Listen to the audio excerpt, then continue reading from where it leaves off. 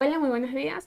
Hoy vamos a hablarles sobre las neurociencias. Vamos a ver sus estructuras, sus funciones, bases moleculares y las patologías.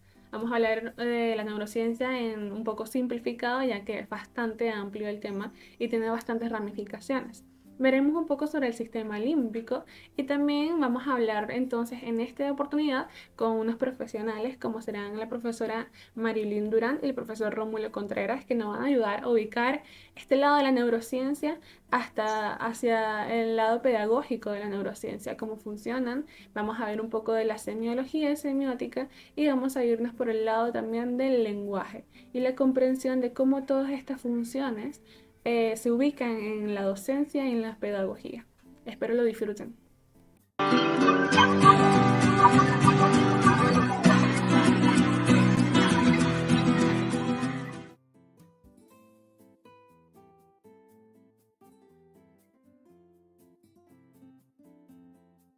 Bien, podemos definir entonces que la neurociencia es un conjunto de disciplinas científicas que estudian el sistema nervioso y sus distintos elementos. Entonces son estos elementos, es la neurociencia la que nos va a permitir el estudio de la interacción de estos elementos, con los que se van a componer las bases biológicas de nuestra conducta.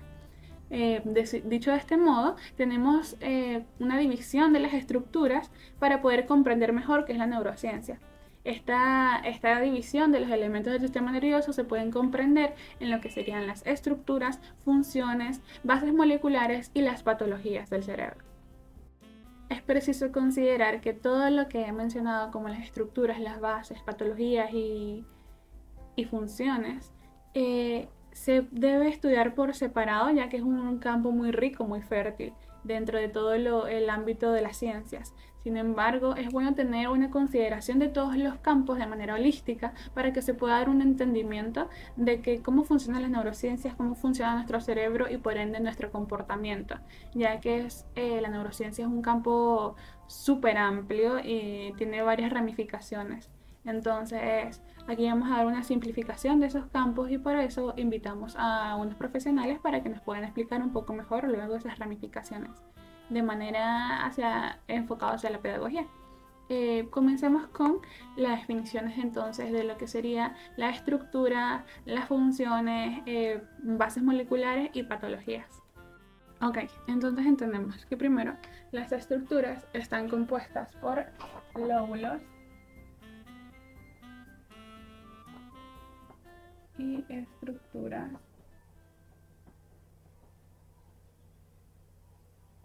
¿Qué nos dice esto? Nos dice que la estructura está compuesta por lóbulos del cerebro, los cuales pueden ser separables, y también por distintos órganos.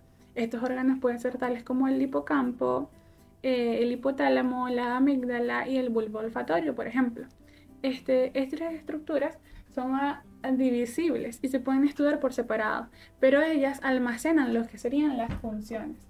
Entonces, gracias a que estas existen, las funciones pueden trabajar en torno a ellas, ya que las funciones necesitan de los procesos y estructuras del cerebro para poder funcionar eficazmente. Dentro de estas funciones se encuentran, por ejemplo, lo que sería la memoria,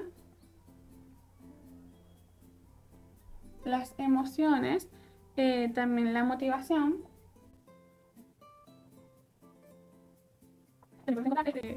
la cognición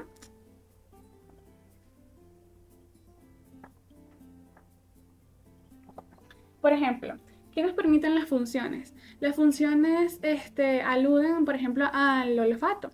El olfato necesita de ciertas estructuras, como es el bulbo olfatorio, pero para poder funcionar, pero también requiere de otras funciones o de otros procesos, como involucrar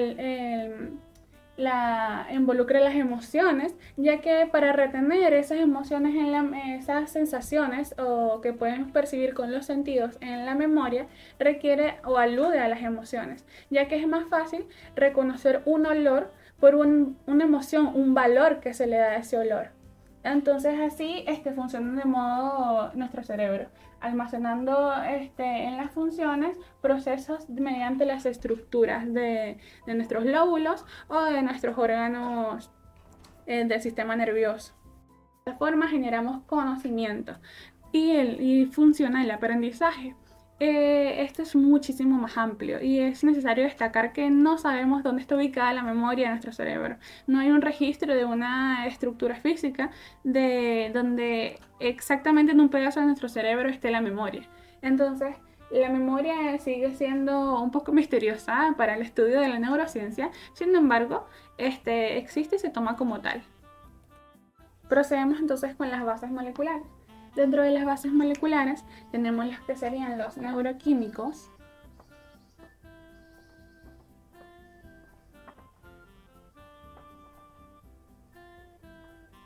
y los neurotransmisores.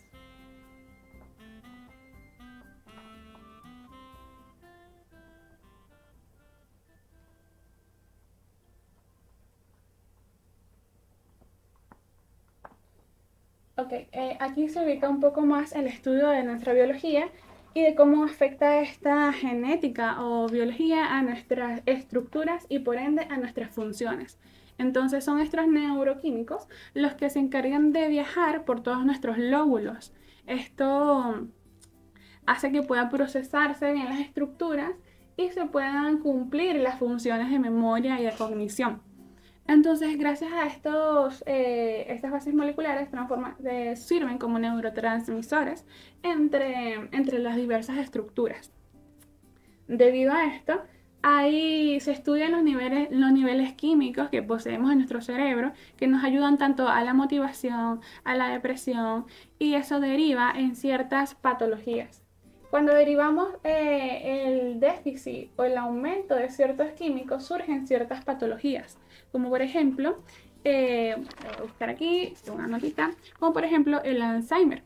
El Alzheimer es un déficit de acetilcolina, mientras que el déficit del neuroquímico de la acetilcolina puede producir lo que sería el Alzheimer. El Alzheimer. Y mientras tanto podemos entender que no solamente puede ser un déficit de ese neuroquímico, sino también puede ser un aumento de ese neuroquímico que puede provocar patologías, como sería el exceso de dopamina, que puede generar lo que sería la esquizofrenia. Puede generar esquizofrenia. Entonces, aquí vemos que se necesita un equilibrio de todas las funciones que componen el sistema nervioso. Esto, como dije, es muy simplificado porque constituye a mucha más información que se puede encontrar en el sistema nervioso. Si se ubica por partes, hay mucha información de las bases moleculares, mucha información de las estructuras, de las funciones y de las patologías. Pueden estudiarse por separado sin ningún problema. Sin embargo, como las estudiamos así en conjunto, ya que estas se relacionan unas con otras, puede darse a entender Ok, puede darse a entender que todo esto forma nuestro sistema nervioso y por ende el estudio de las neurociencias. Uy, me está fallando esto.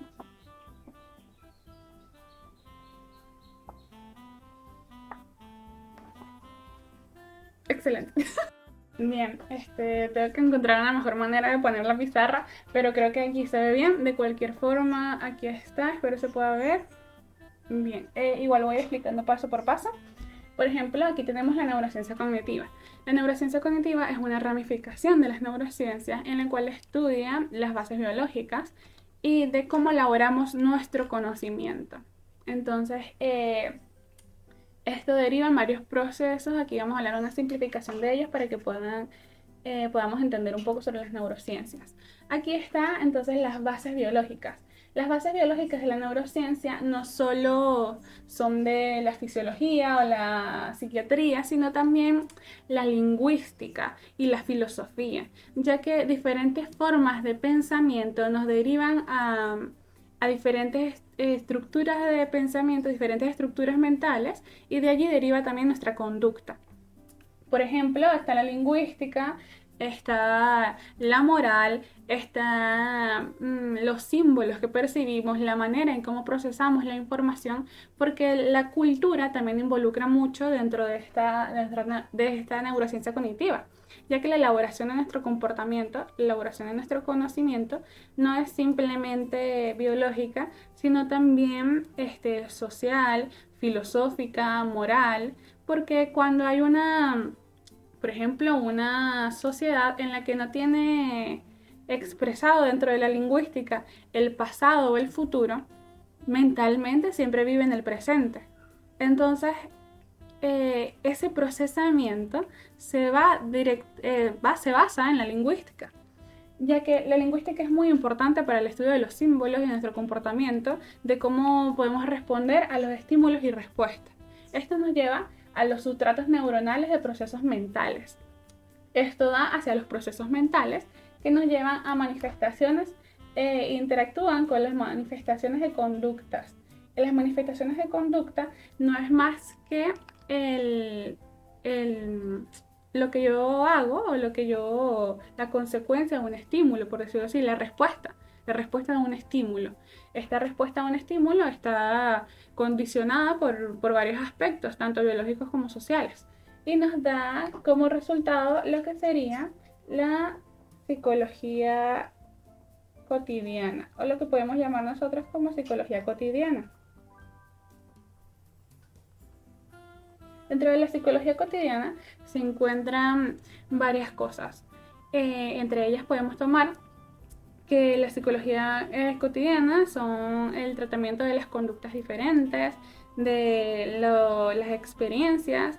Esto también construye lo que es el constructivismo, el cognoscitivismo, las estructuras psicológicas del estudio de nuestro aprendizaje, de cómo aprendemos, de cómo pensamos, de las inteligencias múltiples, en fin, construye un montón de cosas de otras psicologías o otras teorías psicológicas, creo que aquí se ve mejor, para que podamos construir nuestro conocimiento en base a un montón de procesos psicológicos que ocurran. Esto está estudiado, como ya mencioné antes, el constructivismo, cognoscitivismo, el conductismo, la Gestalt, en fin, otros tipos de teorías que intervienen en este proceso neuronal. Aquí entonces se puede tomar la neurociencia como una intervención entre la neurociencia y la psicología. La neurociencia y la psicología, porque la neurociencia es un poco las ciencias más puras, mientras que la psicología es el estudio de la filosofía, otro tipo de ciencia que estudia más la mente en composición a factores sociales. Entonces aquí interviene la moral y da como resultado las neurociencias cognitivas. Uy, esto no marca. Las neurociencias cognitivas. Ok, este marcador me está dejando mal. Bien. Y aquí entonces las neurociencias cognitivas se pueden derivar en lo que es la psicología cognitiva, la neurobiología y la psicobiología. Esto deriva en procesos de pensamiento como son los sistemas de atención, la toma de decisiones, la conciencia y la autotrascendencia. Para dar paso a nuestras intervenciones, la primera persona que nos va a facilitar la entrevista fue la profesora Marilyn Durant. La profesora Marilyn Durant es experta en neurociencia, nos va a explicar un poco sobre cómo interviene la neurociencia en nuestro aprendizaje, en nuestra memoria, cómo interviene esta en el humanismo actual que tenemos dentro de nuestras teorías psicológicas, dentro de la pedagogía. También nos va a hablar sobre cómo influye la creatividad en la autorrealización y bueno, espero que lo disfruten y que entiendan bastante. Muy buenas tardes, profesora Durán. Me alegra mucho que pueda venir a mi entrevista. Le voy a hacer algunas preguntas sobre neurociencia. Para comenzar, ¿cómo puede definir la neurociencia? ¿Cómo estás? Es un placer hablar contigo. Para mí es profundamente satisfactorio, ¿verdad? Como directora central de docencia de la Universidad de Carabobo, el poder compartir con nuestros estudiantes estas inquietudes científicas de su formación. Hablar de neurociencia es hablar de la configuración, fisiología, anatomía, comportamiento de nuestro sistema nervioso, principalmente nuestro cerebro.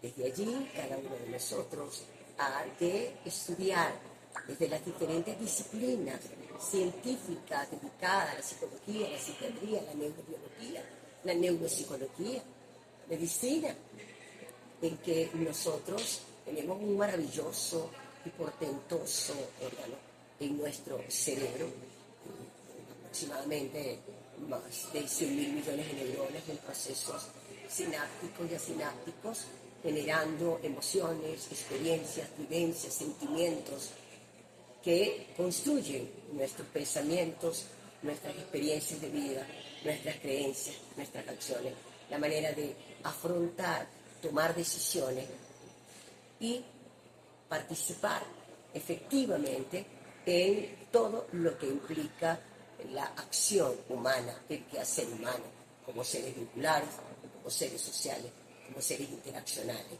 como seres que actuamos, pensamos, sentimos y experimentamos la convivencia, la existencia con el otro. La neurociencia estudia el funcionamiento cerebral desde un punto de vista interdisciplinario, integrándose a diversas disciplinas como la física, la química, la biología, la neurología, la genética, la informática, la psiquiatría y la neuropsicología, con la finalidad de comprender los procesos mentales, particularmente los más complejos como la inteligencia, la conciencia, la personalidad, las emociones. Décadas, el desarrollo de las neurociencias en sus diferentes niveles de acción ha permitido un conocimiento más profundo de la fisiología y anatomía del sistema nervioso y con ello los innumerables mecanismos moleculares y celulares que ocurren en condiciones normales y patológicas en el cerebro humano, de manera que su conocimiento y empleo en las tareas que desarrolla todos los seres humanos desde el punto de vista científico, humanístico, tecnológico, social, cultural, económico, político, es de fundamental interés en la actualidad. La aplicación de los aportes científicos de las neurociencias y sus diferentes ramas constituyen en la actualidad pilar fundamental en el cual se apoya el trabajo de cada una de las disciplinas que la integran en el conocimiento del cerebro y su hipercomplejidad en cuanto al comportamiento, el pensamiento, la interaccionalidad del ser humano en cada uno de sus espacios de desarrollo. Tener una información amplia y profunda del funcionamiento del cerebro nos permite lograr grandes avances en todos los ámbitos científicos y humanísticos y de manera particular en el ámbito de los procesos de aprendizaje. De esta manera, los estudios neurocientíficos nos permiten plantearnos saberes, estrategias, medios en la solución de problemas en cuanto a la imaginación, la creatividad, las representaciones simbólicas, el procesamiento de la información. Es así como formar de manera integral al ser humano desde el dominio de su comportamiento sistémico del cerebro, desde esa realidad reptil, límbica y neocortes, que de manera integrada podemos fortalecer, formar, educar, que es la neuropsicoeducación, en cuanto a la consolidación de procesos, aspiraciones, expectativas, en base a esa motivación, deseo e intereses de cada uno de los seres humanos. Generar procesos de aprendizaje conforme a los estilos de cada ser en cuanto a sus posibilidades, ¿verdad?, de percepción, de representación y de construcción simbólica en cuanto al desarrollo de procesos psicológicos superiores como el lenguaje, la memoria, la atención. En este sentido, ha de utilizarse los estudios de las neurociencias y su aplicación en cuanto a la generación de un aprendizaje ubicuo, situado, contextualizado, que permita generar acciones estratégicas y transversales en la comprensión de la aprehensión y construcción del conocimiento y su aplicación y transferencia en cada una de las acciones que el ser humano desarrolla en su proceso dinámico, interaccional y evolutivo.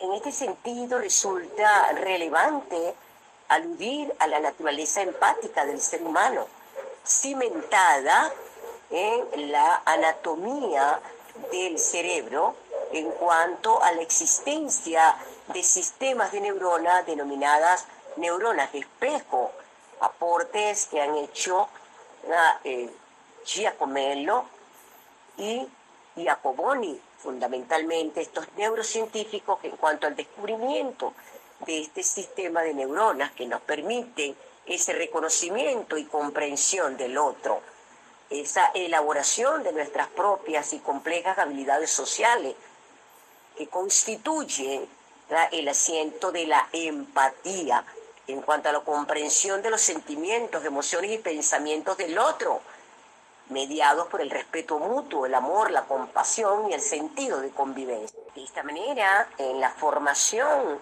de esa realidad sistémica que constituye esa hipercomplejidad en el comportamiento de nuestro cerebro, ha de permitirnos generar procesos de formación para un aprendizaje significativo en procesos de investigación, creación e innovación que genera una apertura hacia nuevas tendencias en cuanto a la construcción, ¿verdad?, y aplicación del conocimiento, que sustentan el autodesarrollo y la transferencia del saber en los diversos contextos en los cuales el individuo interactúa. A través de el desarrollo y consolidación de competencias transversales en la formación de ese ser en su integridad e integralidad física, psicológica, espiritual, social, moral, ética. Ahora, a continuación, vamos a ver al profesor Rómulo Contreras, que nos va a hablar un poco sobre la semiología enfocada al área artística. También nos vamos a enfocar en el área artística y en el área pedagógica. La semiología también tiene mucho que ver con lo que estábamos hablando antes, de lo que sería la psicología cotidiana y de los factores de las manifestaciones conductuales y de los sustratos neuronales del proceso mental. Claro que esto lo vamos a ver un poco más simplificado al área de la lingüística. Recordemos que la semiología es el estudio de los signos y símbolos que nos dan nuestro entorno y nuestra lingüística en diferentes factores de nuestra vida.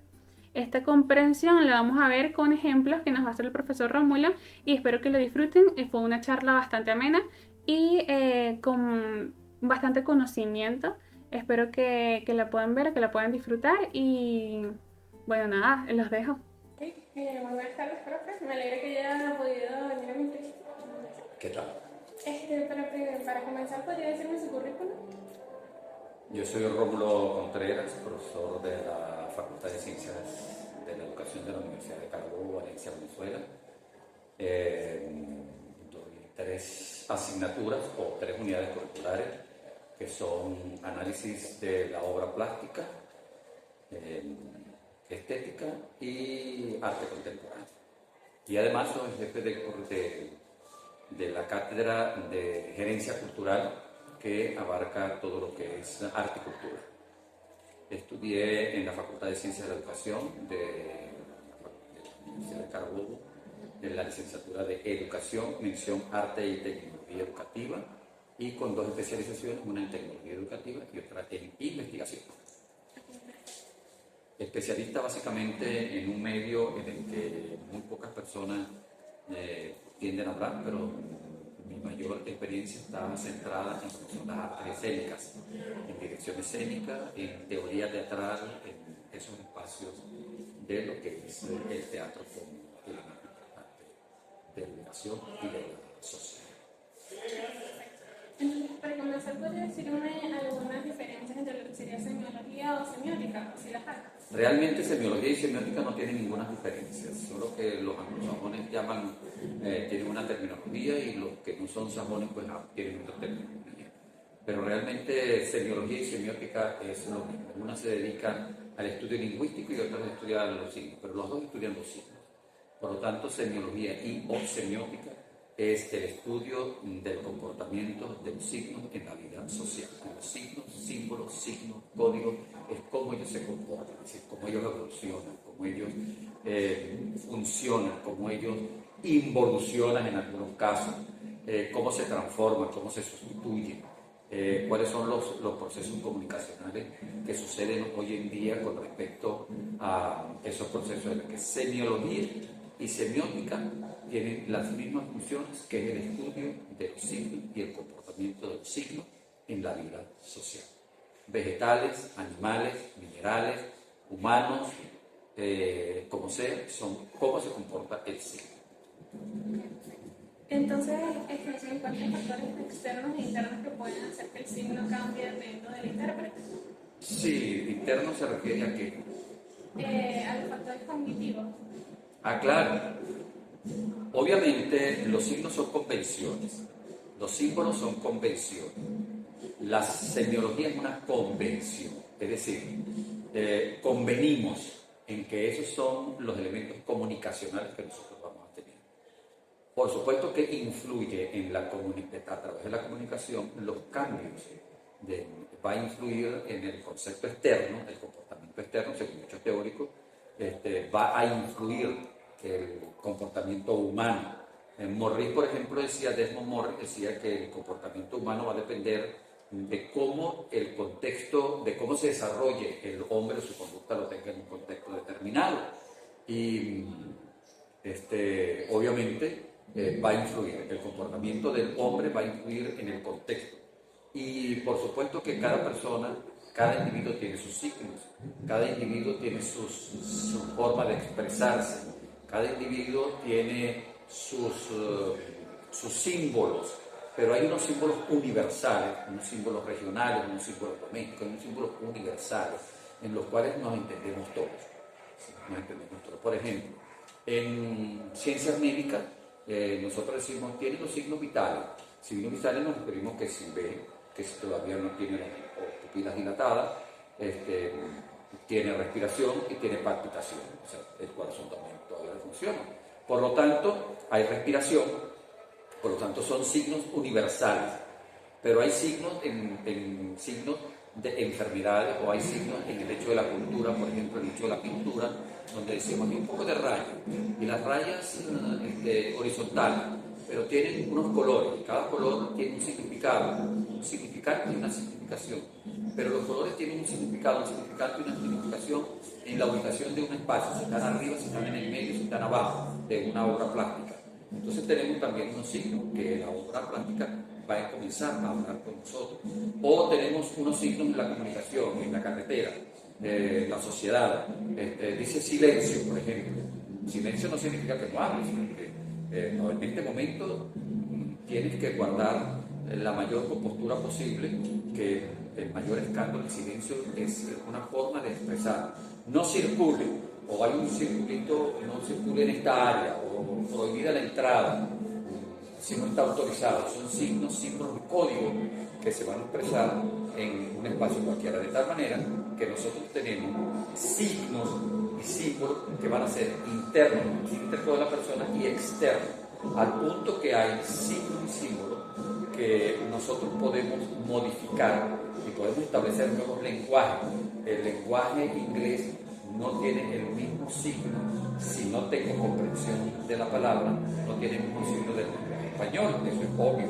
Por ejemplo, si usted me dice abre el door, si yo no sé qué es door, o yo no sé qué es window, o yo no sé qué es, porque desconozco, no tengo esa imagen acústica, entonces de tal manera que yo no tengo ese signo, por lo tanto no lo puedo decodificar, es un código que yo no conozco, por lo tanto es un signo que modifica una estructura. Ahora, yo conozco ese signo verbal, por lo tanto lingüístico, entonces puedo hablar cuando dice abre el door, que dice que tengo que abrir una puerta, porque estamos hablando de una mezcla de dos idiomas. ¿Se pueden hacer esas mezclas?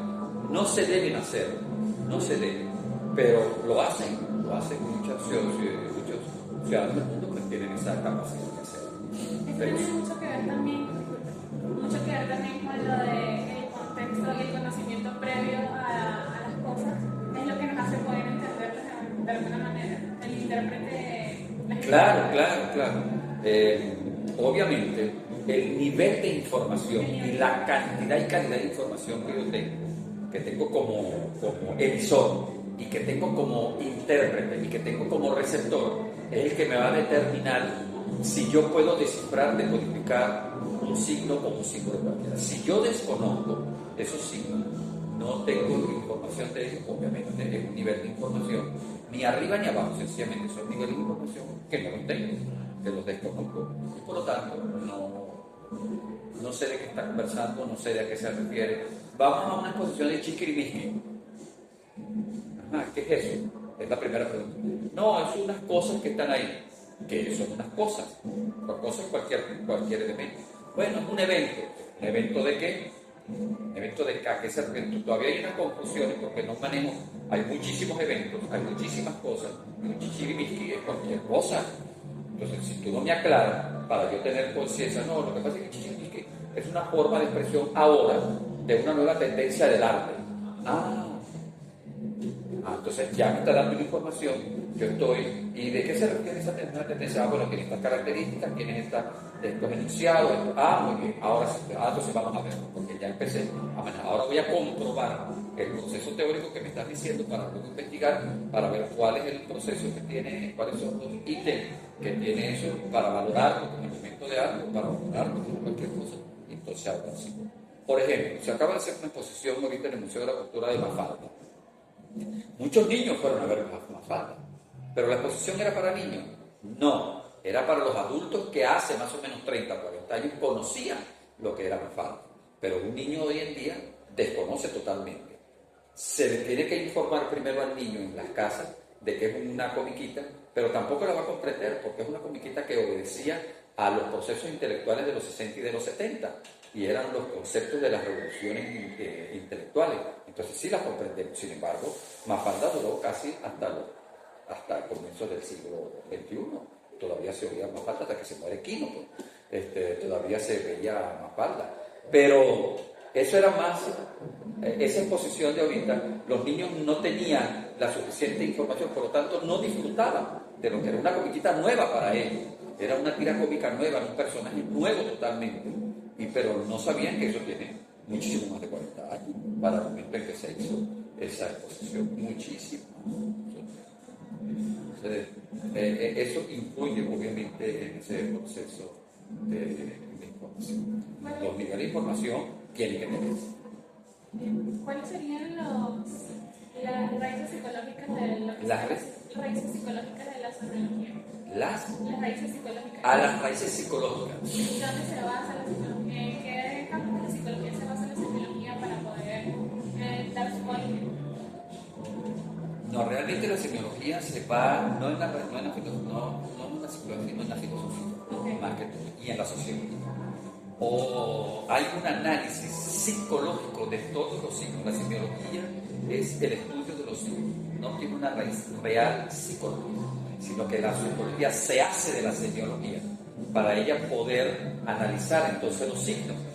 O sea, hay signos dentro de la psicología, hay semiología dentro de la psicología. Entonces nosotros estudiamos los comportamientos del signo en la psicología del color, en la psicología de la línea, en la psicología de la forma, en la psicología de la armonía, de cómo se comporta el signo. Y cómo se comporta le damos una valoración semiológica a él.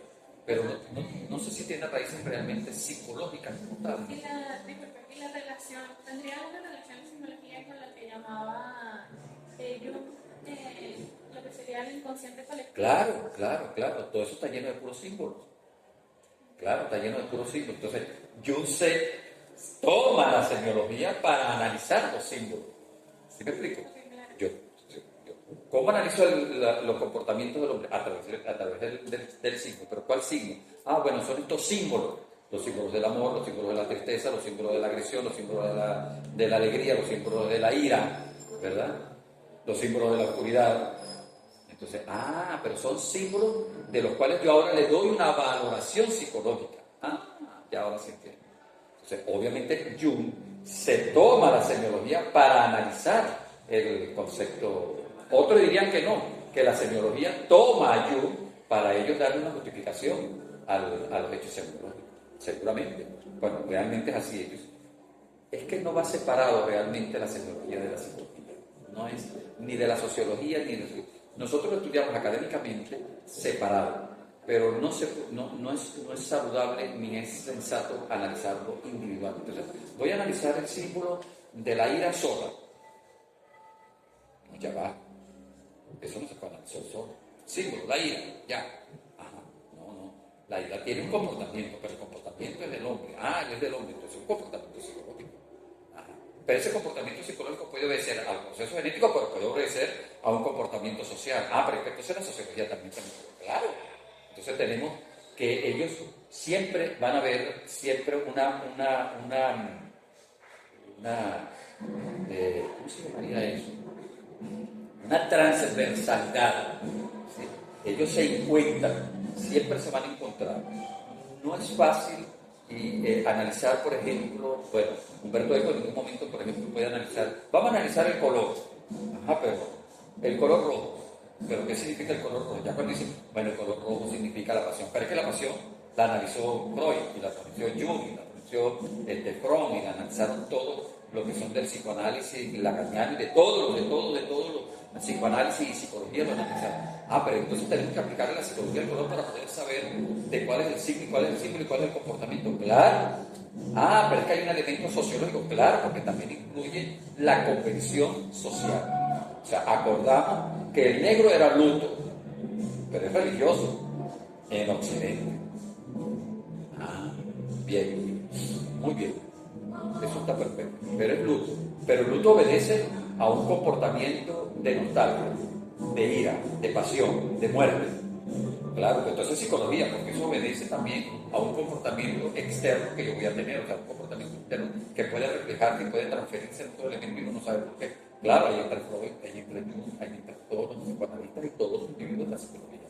Entonces, no se va a analizar, vamos a analizar el sonido, ¿sí? Pero el sonido grave y el sonido agudo. Y los sonidos graves corresponden a los hechos más fuertes, los sonidos agudos corresponden a más elegancia, a más estilismo, a más estilización, a menos. Al sonido agudo puede producir ira, pero es que el sonido grave también puede producir muerte. Entonces, son cosas, son elementos de la semiología que nosotros no podemos nunca analizar separados. Es como lo que te dice la Gestalt, que tienen que ver la Gestalt, es Gestalt. Tienes que hacer un cierre, si no queda ahí. Es color rojo. Pero porque le va a colocar el color rojo, porque a mí me gusta, pero. O le voy a colocar azul al corazón. ¿Por qué le colocan azul al corazón? Si el corazón es rojo normalmente, si representa la sangre. No, porque es el amor del cielo. Perdón. Profe, y viendo desde el punto de vista de la lingüística, saben que por lo menos de ayer y el psicólogos como Freud también hablan del proceso de los niños. Entonces, de las etapas. De las etapas de los niños. De la etapa del crecimiento. Una de las más importantes es el desarrollo de la lingüística, que separa el habla de los pensamientos. ¿Habría algún punto donde la semiótica también tiene una fase de inicio dentro de las etapas de los niños? Claro, no olvidemos que el niño va a imitar una imagen del adulto. ¿Sí? No se puede olvidar eso. Eso va con la imitación, entonces. Él va a imitar, nosotros somos susceptibles de ser imitados, y el niño va a tomar las características del adulto y por eso él se va a comportar así. En esa etapa, él va siempre a imitar, porque hay una información de la cual yo le estoy dando. Si se fuera para la selva, Tarzán, él va a imitar en su proceso de crecimiento todos los acontecimientos que están en la selva. Pero si estuviese encerrado en una cueva y nunca sale ahí, tiene toda su alimentación, tiene agua, tendrá los miedos, obviamente normal, que lo analizamos los que conocemos el proceso psicológico y tiene miedo, pero él ni siquiera sabe que tiene miedo, porque él desconoce dentro de la cueva cuál es el miedo, cuál es la ira, cuál es nada, él no sabe nada de eso porque no tiene esa información científica, ni siquiera empírica. Sencillamente hay una actitud de él que nosotros la vemos, que ya está, que nosotros como adultos, como conocedores o como especialistas o como por tener una mera mínima información empírica de algo, pues sencillamente le damos unas características de comportamiento de ese individuo que está encerrado en una cueva. Pero si ese señor sale de esa cueva de vez en cuando, en la noche, en la mañana, en el día, y va a buscar otra alimentación que no tiene ahí, él va a limitar esos comportamientos que están dentro de eso. Por tanto, nosotros siempre vamos a estar en un proceso de redescubrir, de tener experiencia, comprobar las experiencias. Y por supuesto que en la etapa del niño no podemos olvidar nunca que hay una copia constante que el adulto, una copia constante del niño de acuerdo al comportamiento del adulto, que se llama el modelaje. Nosotros vamos a modelar, y el niño lo vamos a modelar. Y ahí están en juego todos esos estudiosos del aprendizaje.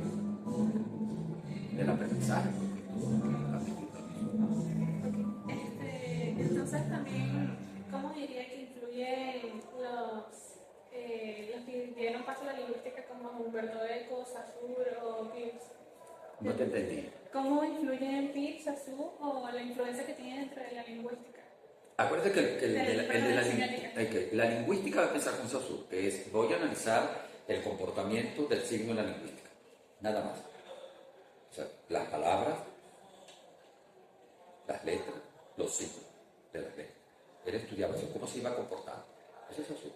Esa es la primera etapa que nosotros vamos a tener, pero después vienen ahora Peirce, vienen el mismo...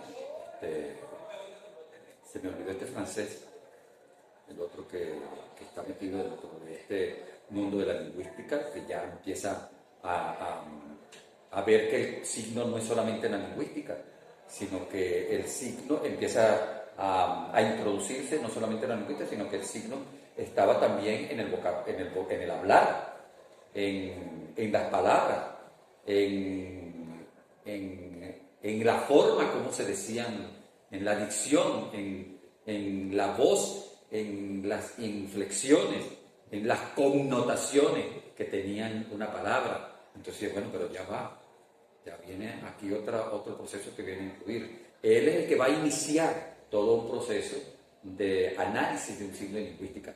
Y luego, obviamente, estos individuos le van a aplicar ese concepto lingüístico de cómo se va a comportar ese signo, no solamente en la lingüística, sino en todo. Al punto de que va a haber un francés, ahorita no recuerdo exactamente el nombre, que él va ahora a decir, no solamente el comportamiento del signo en la lingüística en el hombre, sino que las matas también tienen un comportamiento, sino que los animales también tienen un comportamiento, tienen un signo, porque hay un hecho de comunicación, en un receptor, un emisor, un canal, unas codificaciones, las piedras también tienen una comunicación, el agua tiene una naturaleza, tiene una comunicación, y hay un signo que se ven y que tienen una comunicación con nosotros.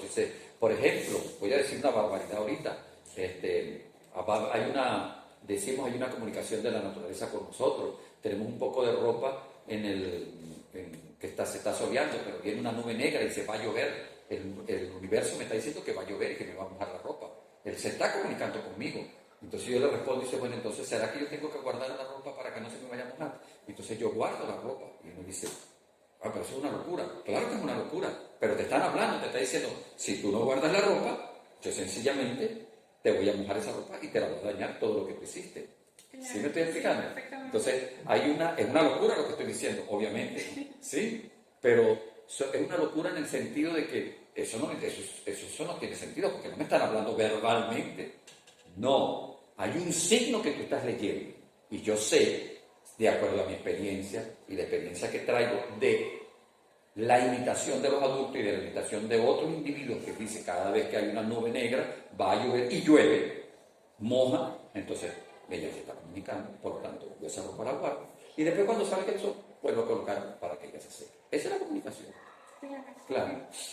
Entonces, aquí, ¿cuántas formas de comunicación humana cree que existen entonces? Infinitas. No solamente está la comunicación verbal, gestual, que son las dos más importantes, verbal y gestual. Esas son las dos formas humanas. Pero es que a eso hay deriva. El gesto se deriva en muchas cosas, en muchísimos elementos. La comunicación humana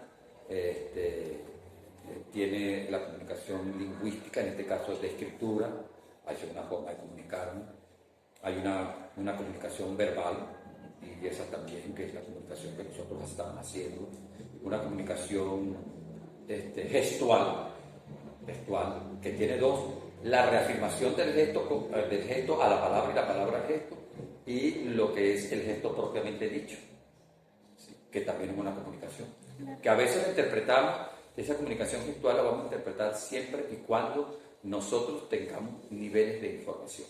Si no tenemos niveles de información en la comunicación gestual, sencillamente no conocemos de qué se trata. Es decir, yo voy por la calle y está un individuo con una correa, por ejemplo, y si yo no tengo una información en mi casa que un individuo que anda con una correa porque me va a golpear, sencillamente yo me la acerco y me golpea.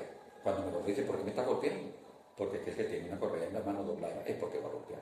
Y eso es lo que hace el papá de uno que es lo que yo digo: yo tengo allí en la cintura, vamos a moldearlo, te doy un cinturonazo para que te comporte como él, pero la orientación de pecho la tengo ahí. Es una manera de decir. Entonces, vemos como un cinturón. Si yo tengo una información de cada vez que mi mamá tiene la cintura o mi papá tiene el cinturón o la correa, en este caso, la tiene doblada, es porque va a golpear a alguien. Entonces, cuando estoy en la calle, es una forma de comunicación. Cuando estoy en la calle, hay un individuo que tiene una correa, va a golpear a algo, por lo tanto no me la acerco. Es una forma de comunicación. Hay estímulos y respuestas ante muchas cosas. Yo paso por debajo de un transformador, y si veo que el transformador ha explotado en un transporte, es una forma de comunicación. Yo no paso por ese transformador porque el pasar por debajo de un transformador es pava. No es pava, eso es mentira. Por debajo de una escalera es pava, no es pava, porque sencillamente tú pasas por debajo de una escalera y si hay alguien pintando y la brocha se le cae, no te va a caer encima. Es sencillo. Pero qué casualidad que me caiga mi presa. Pero porque va a pasar por debajo de una escalera. Si tú sabes que ese es un riesgo que tú estás corriendo, estás dándole el 99% de probabilidad de que te va a caer algo encima. Entonces no pases por debajo de una escalera, pasa por un lado, no es que es pava. Entonces, hay muchísimas formas de comunicación. Sin embargo, las dos fundamentales obviamente son verbales y gestuales. Ahora, medios de comunicación también son infinitos: televisión, cine, teatro, danza, redes sociales. Ahí también hay varios significantes, ¿no? Claro, ahora se modifica más el concepto semiológico, porque hasta en el lenguaje, por ejemplo, para escribir ¿qué? Escribo la Q nada más. Para escribir caer, yo escribo K-E-R. Entonces dice: bueno, hasta el lenguaje cambio el C-A-E-R, lo cambio por una letra y reduzco los caracteres. Entonces, hasta ahí se modifican los conceptos de la comunicación. No sabemos si está evolucionando o involucionando el lenguaje. Esta parte de la evolución o involución también va de acuerdo a, por ejemplo, en nuestra era actual, Bad Bunny puede ser considerado un símbolo de élite. Claro, porque es el contexto actual. Yo siempre digo, en estos días decía, Shakira es en este momento lo que Paganini fue en el momento. Okay. Cuando él hace su interpretación de la melodía del diablo, las mujeres se desmayaban, lloraban, era euforia. Y aquí las mujeres y los hombres se desmayan con Shakira. Pero es que se desmayan las mujeres y los hombres con Bad Bunny. Entonces, son contextos diferentes. Me explico, son contextos, pero el comportamiento de los contextos, del desmayo, de la ira, de la emoción, de la pasión que se tenía para el momento. Cuando había visto nosotros, cuando Paganini, que una persona se desmayara, o cuando Mozart, que con los músicos dicen: tú lo que estás es loco diciendo eso que Mozart. Claro, yo quería estar cerca de los individuos que estaban, porque era la música, no estábamos tocando reggaetón, estábamos con la música que hoy se llama clásica, pero era la música del momento, era la música de ese instante. Paganini era la música de ese instante. Los Panchos es la música, la gente se volvía loca por los Panchos, por los Beatles.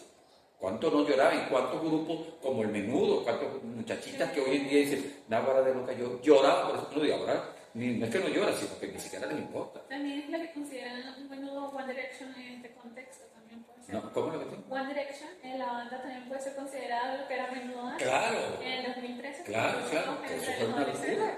Entonces, hoy en día son productos de manejos económicos, obviamente, pero son productos de manejo de información y son productos para hacer que el hombre se comporte de una u otra manera.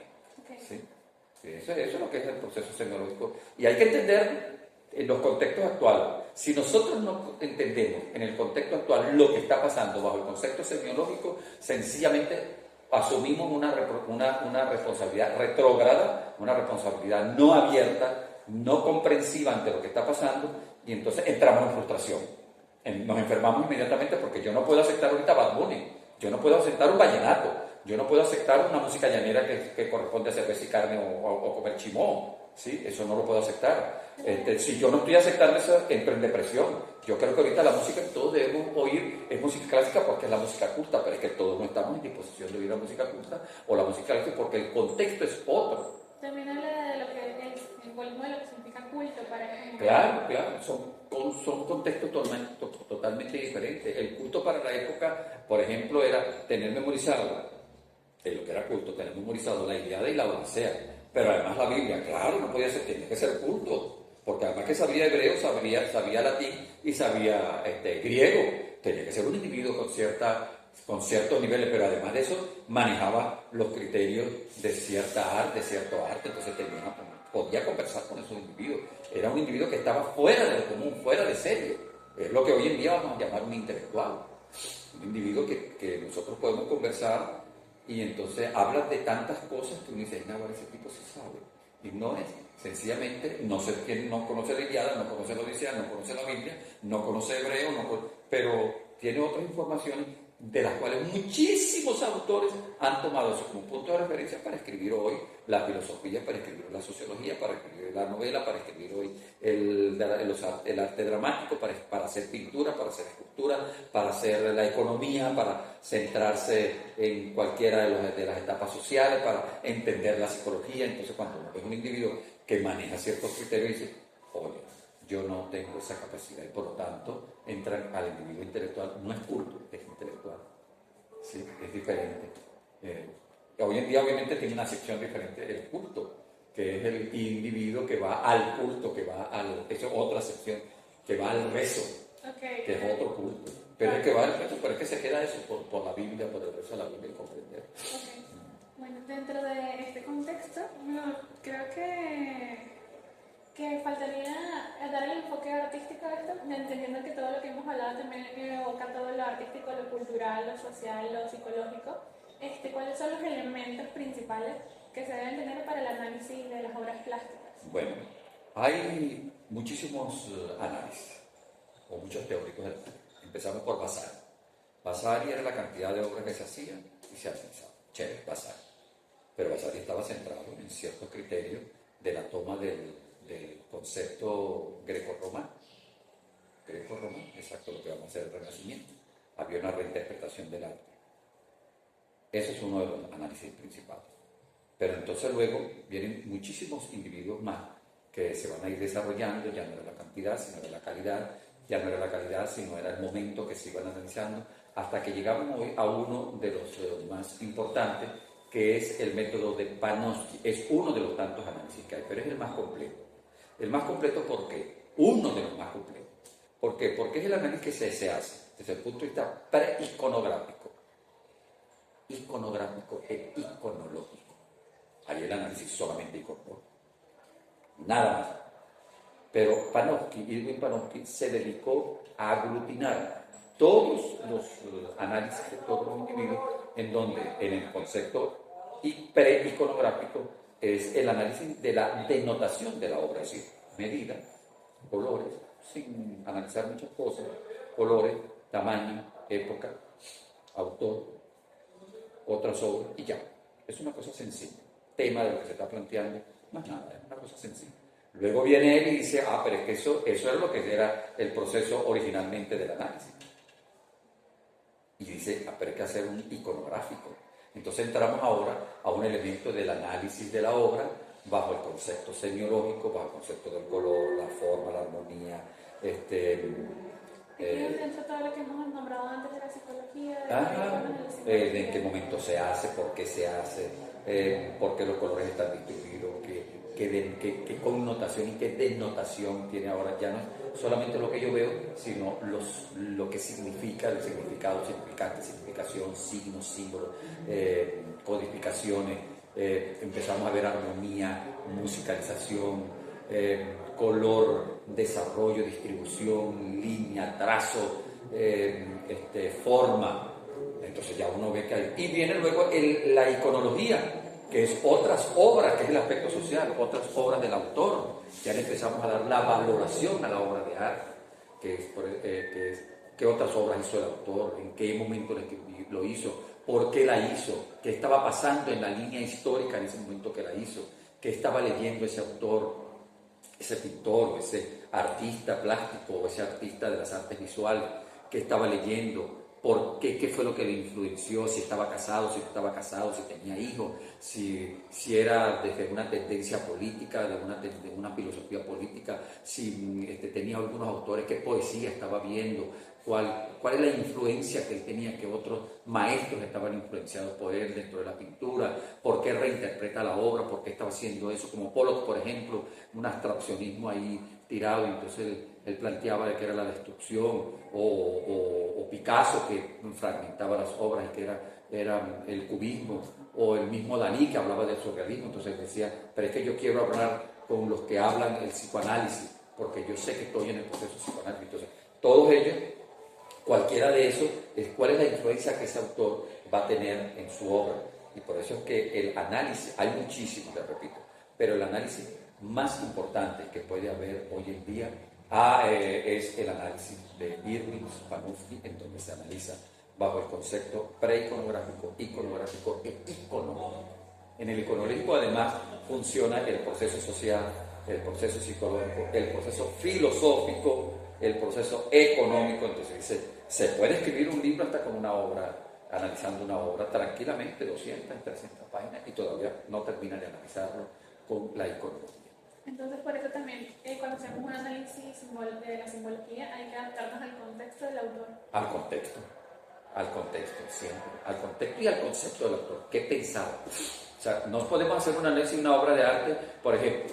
Ahorita no se le puede hacer un análisis estético, por ejemplo, de cómo se ve la estética hoy en día a la Mona Lisa, porque la destruirías, acabarías con ella, no serviría la obra de arte. Pero sí se le puede hacer una obra de arte, un análisis del contexto de una obra de quién será. Ahorita se me ocurre alguien, no sé, no me llega un nombre de algún pintor. Miro, Chagall, abstraccionismo, Chagall, Miro. Entonces siempre es un poco de rayas que hacían los niños. No, cuidado, eso es un poco de rayas que hacían los niños, que hace como los niños, ¿no? Él tenía una filosofía, él estaba leyendo, era un momento histórico que estaba pasando. La conceptualización del arte también puede hacer que un arte tenga valor, aunque no se le considere una obra de arte. ¿Cómo es? La conceptualización del arte, la filosofía que hay detrás del autor, Claro. puede hacer que la obra tenga más valor. Claro que sí. Acuérdense que el valor se le va a dar bajo varios conceptos. El valor, obviamente, del contexto en donde el Guernica, por ejemplo, obedece a un momento histórico, que fue hecho para la destrucción de Guernica. Está hecho en un momento histórico, Picasso. Pero ¿por qué tiene tanto valor esa obra? Porque representa precisamente la destrucción fragmentaria del hombre y la prueba del elemento bélico a un sitio donde supuestamente, históricamente, no había nada, sino un poco de vaca, un campesino, pero ellos decían que había individuos que estaban en contra del franquismo, por lo tanto había que bombardear allá. Pero no había nada. ¿Me explico? Entonces, ¿por qué se le da una valoración? Porque tiene una valoración histórica, porque tiene un cuento histórico, hay que conocer el concepto histórico del Guernica, de la población, de qué fue lo que pasaba históricamente en ese momento, para nosotros darle una valoración. Esa valoración que se le da histórica, si yo la quiero tener esa obra, obviamente yo soy el que le voy a poner un valor de cambio, un valor de uso y un valor de cambio. El valor de cambio es monetario o por otra obra. Entonces, en ese momento la obra va a adquirir un valor monetario, que es un valor de cambio. Yo te doy la obra, tú me das un papel, que el papel representa una moneda, un valor, una cantidad, una cifra. Entonces, yo voy primero a valorar, si yo creo que esa obra vale tanto, por su valor histórico. Obviamente no tiene valor, ¿Sí me explico? Pero como yo tengo un valor de uso y un valor de cambio dentro de la economía, por eso es que el análisis se da cuenta que el arte y la semiología no tienen, juega un valor económico también. Entonces, en este momento vemos cómo ahora esa valoración le estoy dando, le estoy dando un valor monetario a una obra de arte por el análisis que ella tiene, por la línea histórica, por el contexto en el cual se desarrolló, por la ubicación que tiene esa obra en este momento. ¿Quién la hizo? No lo hizo cualquiera, lo hizo Picasso. Ya formaba parte de un momento histórico de la década de los 30, 40, 50 y 60. Ya tiene un valor histórico. Entonces Picasso revoluciona con el cubismo, se mantiene dentro de ese mundo, y cuando esas obras van al museo, entonces yo quiero tener en mi casa una obra, y para yo tener en mi casa una obra tengo que pagarla. Para yo tener legumbres en mi casa tengo que pagarla o tengo que sembrarla. Para yo tener un elemento tecnológico en la casa que no lo sé hacer, entonces sencillamente tengo que pagarlo. Es así de sencillo. Es así de sencillo. Yo quiero tener una licuadora Oster. ¿Me compras? No te la van a regalar. Entonces le estoy dando un valor.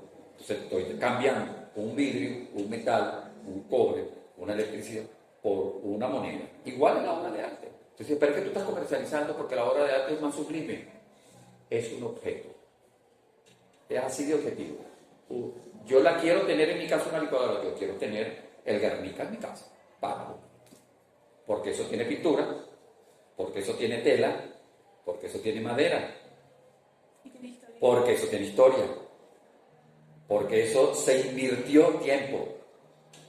El hombre, no es explotación del hombre por el hombre. Entonces, oye, no me he dado cuenta de eso. Claro, por eso es que la obra de arte no se puede hacer. Tiene experiencia, conocimiento. Hay que ir un conocimiento. El tipo se dedicó a investigar, plasmó en una obra de arte, en un pedazo de tela, plasmó lo que es una historia.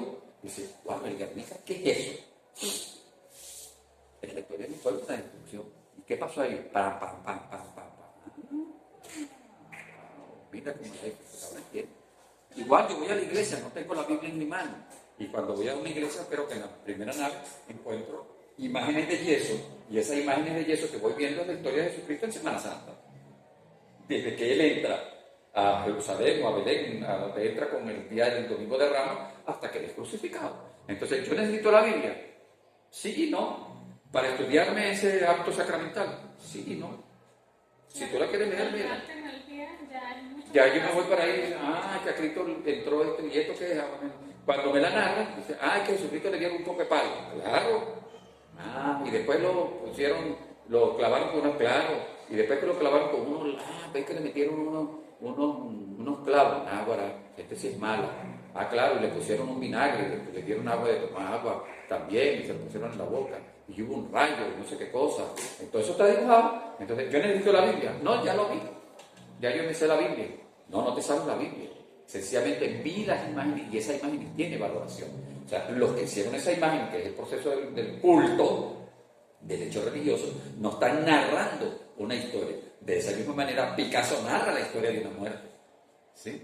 De esa misma manera, cualquiera de los autores del realismo narra una historia del momento. De esa misma manera, los murales mexicanos narran una historia. Y yo tengo que ir a estudiar esa historia. Si la estoy viendo allí en imágenes, en comunicación visual, también puedo entenderla. Sí, pero hay muchas cosas que te van a contar, que es la historia, la fecha. Entonces eso me va a incentivar a buscar la historia real. Bueno, profe, con respecto a eso, entonces, dentro de nuestro contexto de la era humanista y constructivista que estamos viendo en psicología, ¿cómo afecta el arte de este movimiento en la época actual? ¿De qué movimientos del arte se han visto actualmente que cree que usted que va a desarrollarse próximamente? No, ahorita no se sabe. Eso es muy complicado. Nosotros sabemos cuándo se desarrolló. Pero no sabemos qué es lo que se pueda desarrollar.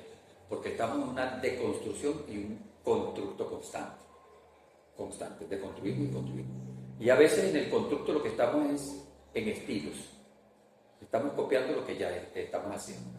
Entonces, yo no creo que ahorita haya un movimiento, una tendencia, una corriente importante desde el punto de vista del arte. Ahorita no. ¿Dentro de estos años 2000 para acá? No creo.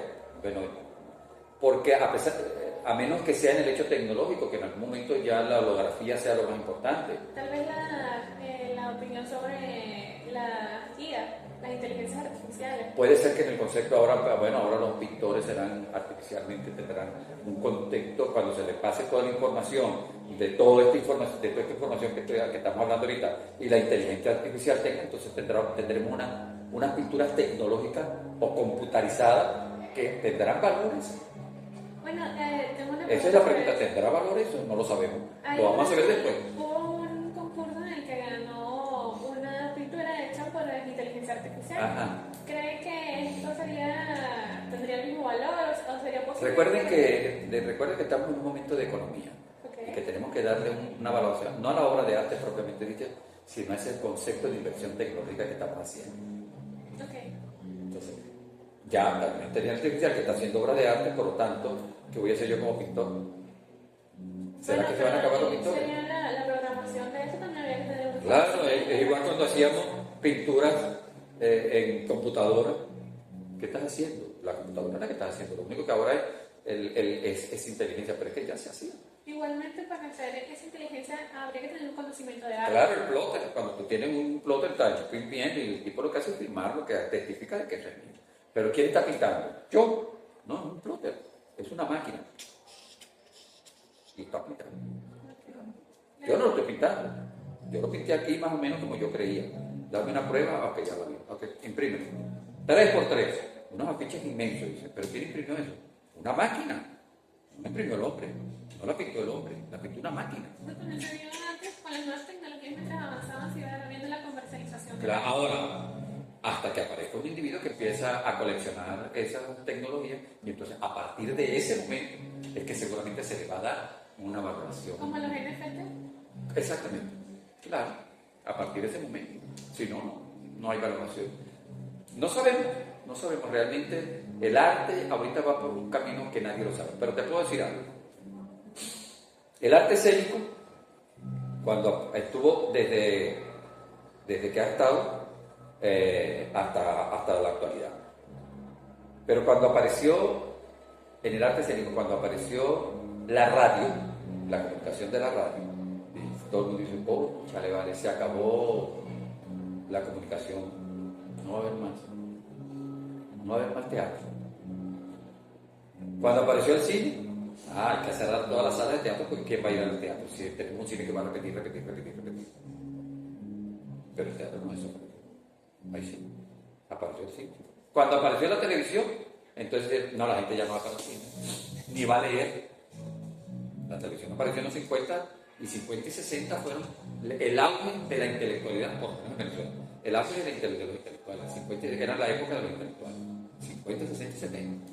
De los tipos que estaban comiendo, pero es que estaba en la televisión, o sea, y la gente más, y era la época donde más iba al teatro, más iba a la danza, más iba a las exposiciones, más leía, más iba a los colegios, per cápita, ¿sí? Y es el contexto de ese momento. Y entonces observamos, por ejemplo, que en ese instante de esa información que se está dando, de este momento, vemos cómo el individuo pues, evoluciona de esa manera, ¿sí? Bueno, perfecto, ya estamos con las preguntas. Sí. ¿Tiene algo más? Gracias, no tengo, solo que me sorprende un poco este tipo de entrevistas a veces, sí, las cosas semiológicas que nos enredan mucho por ahí, que a veces queremos interpretar moral dentro de la moralidad, a veces cuestionamos muchas cosas empíricamente, las cuestionamos empíricamente. Y resulta que hay que ahora dar un paso atrás siempre que haya algo, dar un paso atrás para analizar primero y después dar 2 pasos adelante y decir, ahora sí, conozco, descifro, hay un constructo, esto es lo que puede ser, esto es lo que estamos valorando. Pero ahorita hay una incertidumbre muy grande en el arte, en la ciencia, en todo. No sabemos qué es lo que está pasando en economía, no sabemos qué es lo que está pasando en ciencia, no sabemos qué es lo que está pasando en el arte, no sabemos qué es, nadie lo sabe. Sencillamente está pasando y la gente habla del disfrute y ya. Así. Eso no mucho que ver con la moralidad de las personas en las que estamos viendo. Sí. Cada quien, tú vas a... y ahorita no ni siquiera hay clases sociales, porque ya eso aparentemente, si tú observas dentro de unos 15 o 20 años, dices, pero es que las clases sociales desaparecieron hace 10 años. porque cualquiera puede, lo que llaman el enchufado en Venezuela, por ejemplo, cualquiera puede tener un buen carro, un carro cualquiera que esté en los niveles de gobierno, ¿bien?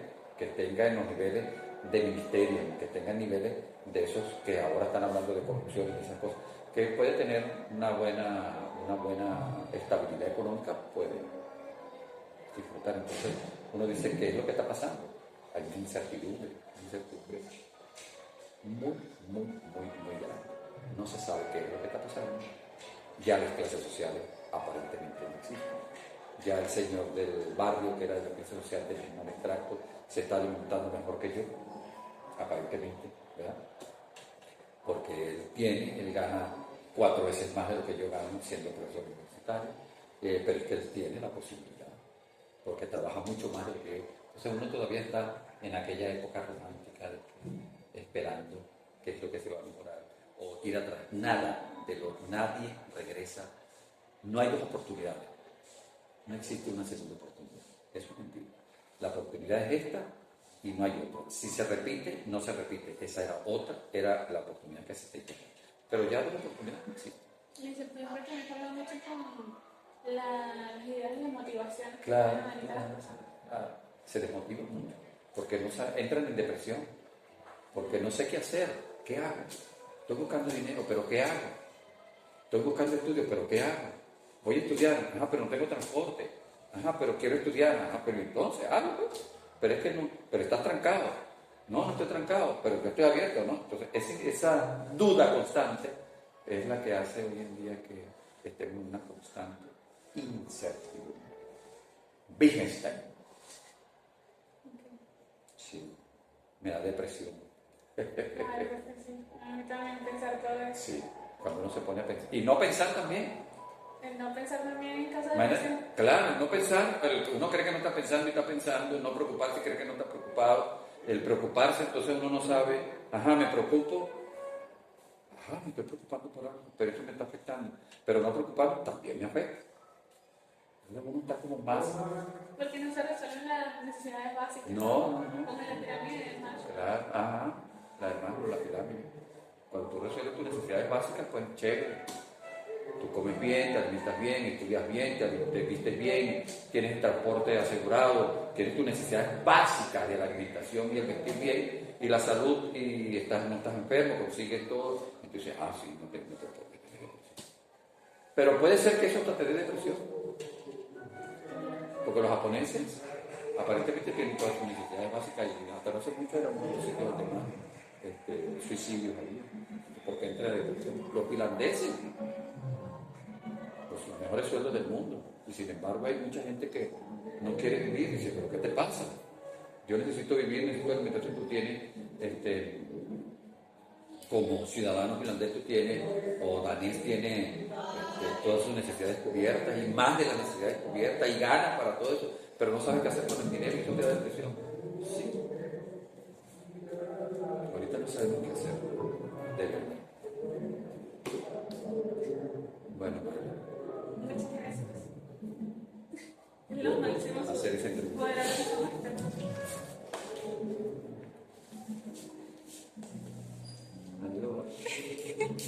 Bueno, ya no me quedan más que decir que gracias por escuchar y espero que hayan entendido, que les haya sido de utilidad y que podamos entonces llegar a la conclusión de que la neurociencia es un estudio de prácticamente todo lo que conocemos. Conocemos aproximadamente un 0.5% de nuestro cerebro y el otro 95% de la información es completamente ignorante hacia nosotros. No sabemos, aún no sabemos con exactitud todo lo que compone nuestro cerebro, nuestro cuerpo y nuestra vida, y aún así lo que conocemos es de gran tamaño.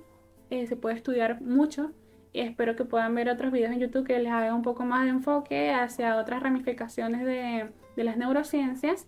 Es una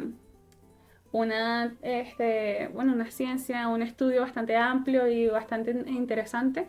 Espero que lo puedan amplificar y de verdad es que se evidencia que tenemos una gran ignorancia ante nuestro cuerpo, ante nuestra mente, ante el mundo, y eso es de cierta forma increíble porque nos permite seguir teniendo las ansias de conocimiento y de nuestro estudio de la conducta hacia la pedagogía y ya entendemos por lo menos que todos tenemos diferentes procesos mentales dependiendo de la lingüística, de nuestras emociones y nuestro sistema cultural, también pensamos diferente. Entonces eso nos sirve bastante para poder darle un enfoque hacia el aprendizaje significativo dentro de las aulas y de nuestra pedagogía, de nuestra educación. Espero que hayan entendido, que les haya servido, que sea de utilidad y bueno, cualquier duda, comentario me lo puedes dejar en los comentarios y espero que les sea útil. Chaito.